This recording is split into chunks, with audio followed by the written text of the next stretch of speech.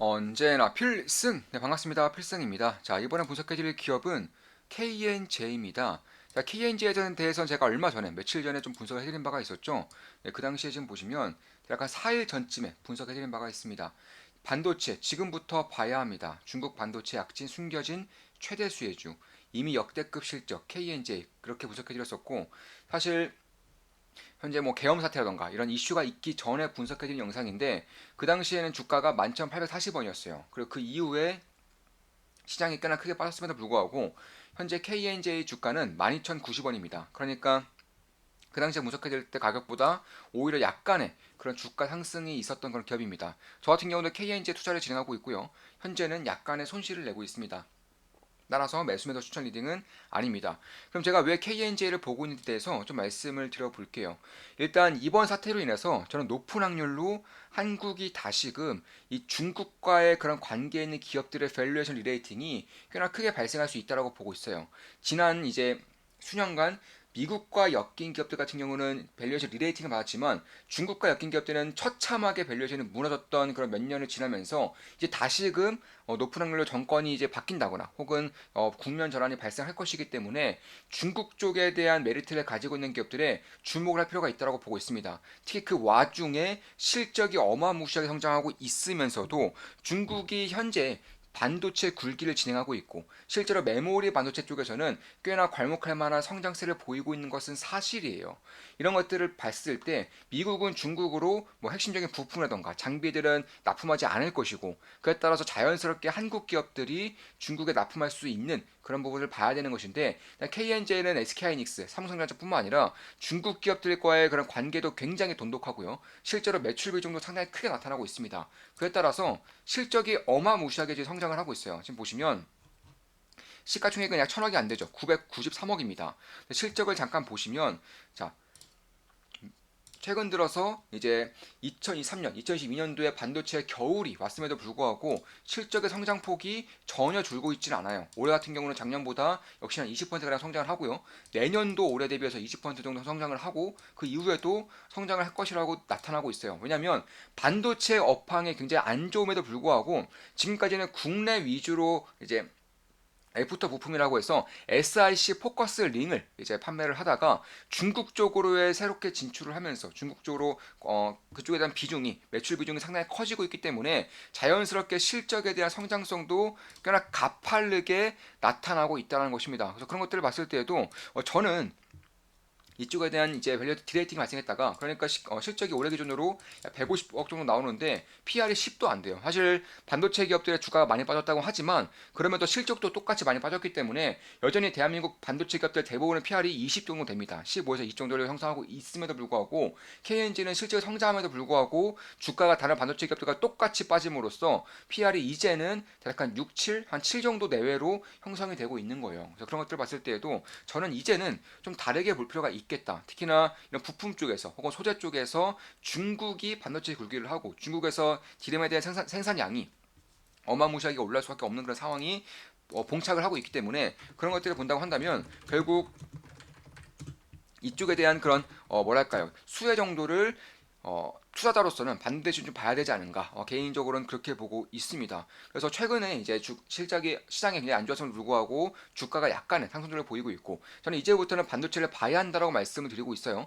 반도체 겨울은 이미 거의 끝나간다고 보고 있고 주가는 언제나 펀더멘털을 선행하기 때문에 지금부터는 반도체에 대한 그런 주목을 해야 한다고 보고 있는 것입니다. 그 와중에 독보적인 점유율을 가지고 있다거나 독보적인 경쟁력 혹은 중국의 반도체 굴기의 수혜를 볼 수 있는 기업들은 역시나 탑픽급으로 봐야 할 필요가 있다고 보고 있는 것이고 이미 작년 기준으로도 중국 매출 비중이 약 10%를 넘어섰고요. 올해 기준으로도 한 20% 가까이는 충분히 나올 것으로 예상되고 있기 때문에 결국에는 중국에 대한 중국 반도체 굴기에 대한 최대 수혜주로서 꼽힐 수밖에 없는 것이고 특히나 이제 애프터마켓에서 SiC 포커스 링 자체가 선단 공장에서 주로 쓰이죠. 왜냐하면 그 전까지는 이제 SI에서 SIC로 넘어가면서 내구성이라던가 혹은 열이라던가 혹은 이제 다른 쪽으로의 그런 압박도, 압력 이런 것을 견딜 수 있어야 되기 때문에 선단 공정으로 가면 갈수록 SIC에 대한 소재 혹은 부품 쪽에 많이 쓸 수밖에 없는 것이고 역시나 애프터 마켓에 속해 있는 SIC 포커스링 애프터 마켓에서도 여기서 KNJ가 국내에서는 뭐 압도적인 1등 기업입니다. 국내에서 점유율이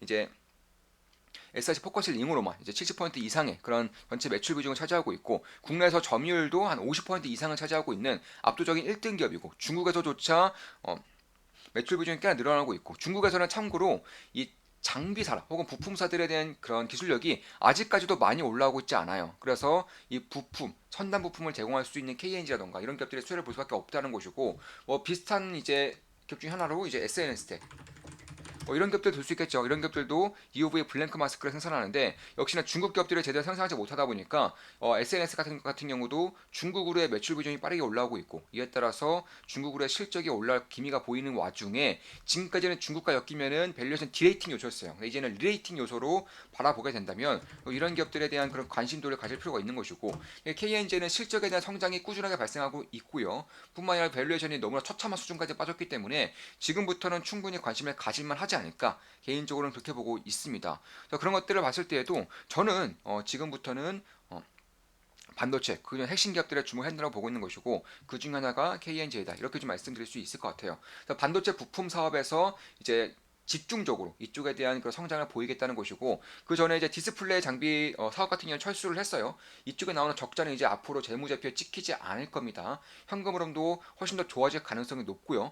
그런 부분을 봤을 때 만약에 컨센서스의 이런 디스플레이 장비 업체에 대한 그런 컨센서스가 형성되지 않았다면은 저는 않았다라고 보고 있는 것인데 그렇다면 내년부터는 오히려 실적에 대한 퀀텀 점프를 발생한과 동시에 실적에 대한 어닝 서프라이즈가 계속적으로 나타날 가능성이 상당히 높다는 것입니다. 영업이익률도 상당히 높죠. 20% 수준의 영업이익률을 여전히 보유하고 있고 중국 쪽의 매출 비중이 높아도 똑같은 영업이익률 혹은 그와 더 높은 영업이익률을 낼 수 있는 것도 기술적인 장벽과 중국 내에서 디램에 대한 생산량이 기하급수로 올라오고 있는데 거기서 쓰이는 부품을 생산할 수 있는 기업이 마땅히 없다 보니까 KNJ의 부품을 쓰게 되면서 이런 정도의 실적 성장과 높은 영업이익률이 꾸준하게 나오고 있다라는 것입니다. 그래서 갈수록 이제 캐파 증설도 꾸준하게 발생할 것이고 지금 보시면 이런 식의 캐파 증설이 내년 같은 경우는 1000억, 2006년까지 1300억, 올해 같은 경우는 750억 이런 식으로 꾸준하게 캐파 증설이 발생하고 있는 거예요. 왜냐하면 그만큼 수요가 받쳐주고 있기 때문에 선단 공정으로 가면서 안 그래도 수요가 높아지는데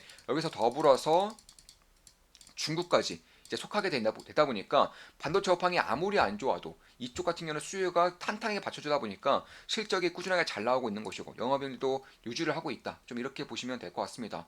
그래서 앞으로 SIC에 대한 소재 부품에 대한 수요가 증가하면 증가한다는 점에서 선단 공정과 그리고 기술에 대한 요구 사항에 따라서 국내 압도적인 1등이라는 점, 그 중국 기업들에서도 기술적인 부분들이 꽤나 강점으로 작용을 하고 있다는 점 그런 것들을 봤을 때에도 그리고 뭐 중국은 안 그래도 디램 생산에 대한 그런 굴기를 진행하고 있기 때문에 수요가 증가할 수밖에 없어요.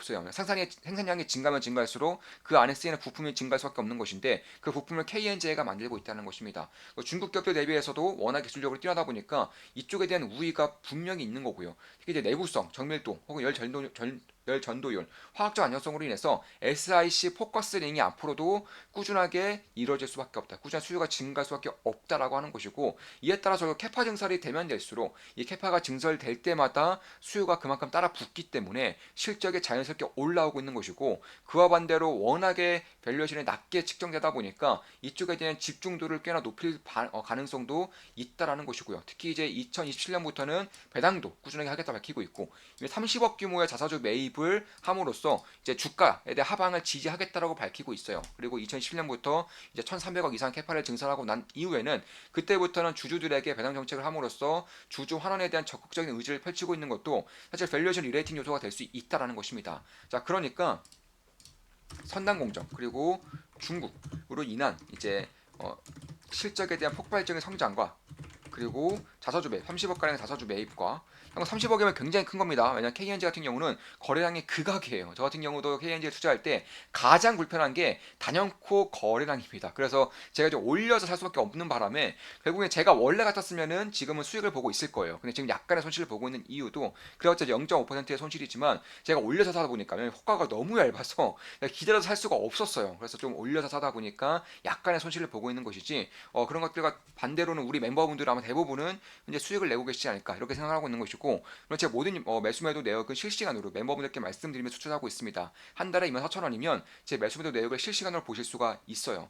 30억의 자사주 매입과 그리고 충분한 캐파 증설이 있은 이후에는 이제 적극적인 배당 같은 경우도 혹은 자사주 매입 같은 경우도 하겠다고 밝히고 있기 때문에 그런 부분을 봤을 때 저는 이 기업이 뭐 당장의 그런 실질 성장에 따른 혹은 중국과의 엮였을 때 지금까지는 밸류에이션 디레이팅 요소였다가 리레이팅 요소가 될 수 있다는 점에서 이 밸류에이션 리레이팅 요소 실질의 성장뿐만 아니라 장기적으로 봤을 때에도 주주 환원에 대한 그런 밸류 업그레이드가 충분히 발생할 수 있다. 그에 따라서 저는 지금부터는 KNG라던가 혹은 핵심적인 반도체 기업들에 주목을 할 필요가 있다라고 보고 있는 것입니다. 자, 이것으로 방송 마치겠습니다. 지금까지 KNG에 대한 분석이었고 반도체 업황에 대한 분석에 대해서도 해드렸습니다. 앞으로도 좋은 분석, 좋은 기업 분석으로 찾아뵙겠습니다. 필성 구독, 알림 설정, 좋아요는 여러분들께 돈이 됩니다. 주식 투자에 대해서 제대로 배우고 싶고 올바른 길로 나가고 싶으신 분들은 조그만 기쁨 더하기 혹은 필승산 멤버로 가입하시면 되겠습니다. 제 모든 것들을 전수해드리는 방입니다. 필승이었습니다. 필승!